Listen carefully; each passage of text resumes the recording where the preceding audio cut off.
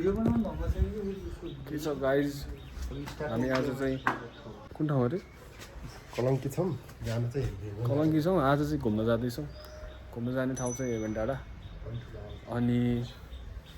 भर्खर कोठाबाट निस्केको छौँ हामी यहाँ तयारी हुँदैछौँ अब ढोकासोका लगाएर जान्छौँ हामी गाइज अब हामी चाहिँ निस्किन लागेको अब तपाईँले बाटोमा कस्तो छ बाटो त्यो देखाउँछौँ अनि वहाँ पुगिसकेपछि चाहिँ कस्तो रहेछ त ठाउँ हेभन डाँडा त्यहाँबाट हेभन देख्छ कि देख्दैन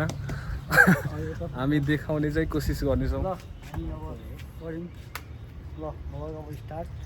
पहिला ढोका बन्द गरिदिउँ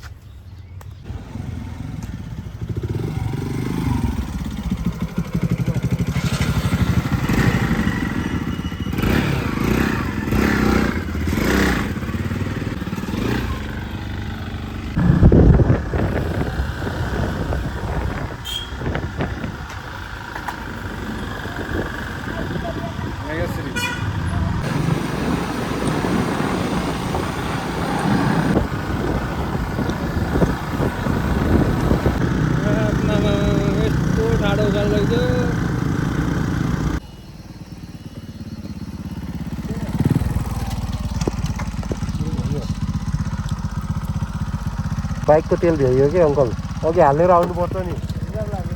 के गर्नु भर्खर रिजर्भ लागेको रिजर्भमा कति हुन्छ यसमा 3 पुग्छ होला पुग्छ त्यसको जाम हजुर अगाडि तपाईँ अगाडि हिँड्नु त लेट्स गो ठिकै रहेछ बाटो हल्का उकालो चाहिँ रहेछ क्या अब छैन होला होइन अब यस्तो बाटो जाने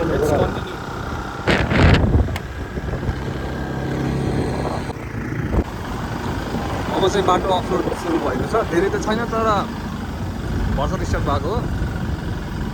अब आइपुग्ने लाइन हाम्रो गन्तव्य नजिकै चाहिँ अलिकति बाटो जस बन्दै रहेछ हल्का हिलो पनि छ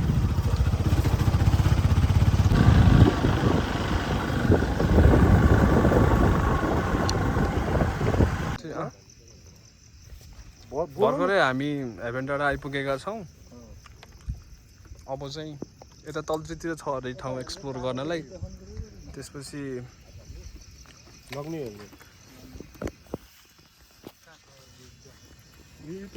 अब हामी यहाँदेखि हिँड्दै जानुपर्ने हुन्छ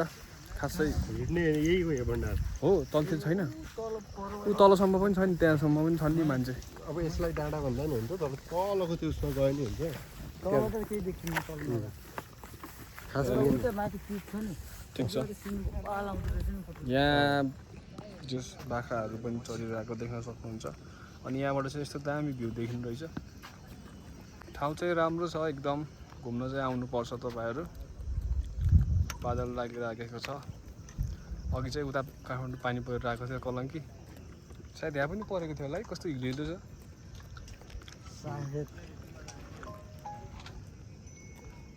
ल चन्द्रगिरीको मन्दिर चाहिँ देख्छ कहाँ नजिक छ यहाँ पारि हो चन्द्रगिरी मन्दिर यतातिर चाहिँ चन्द्रगिरीको मन्दिर छ अरे यहाँबाट चाहिँ अलिक देखेको छैन बादल लागेको भएर होला सायद ल गाइस फाइनली हामीहरू चाहिँ हेभन डाँडामा आइसकेको छौँ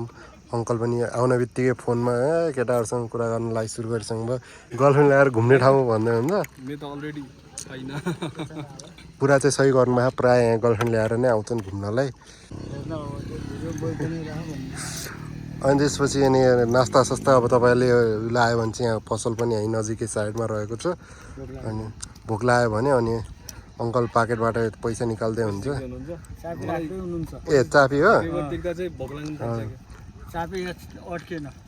अलि तपाईँको त पाइन्ट पनि अड्किन्न होला हो त्यो अलि दर लगाउनु न मोटाउनु भनेको मोटाउँदै मोटाउनु न खै मैले अब यतिसम्म भनेको छु अब त खै मोटाउनु पर्ने हो त्यही हो अब हामी चाहिँ अब हेभन डाँडा आइसकेको छौँ होइन अब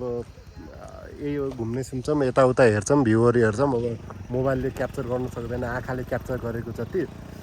अनि त्यही अब हामी हेर्छौँ, अब तपाईँहरू चाहिँ यति हेर्नु। अनि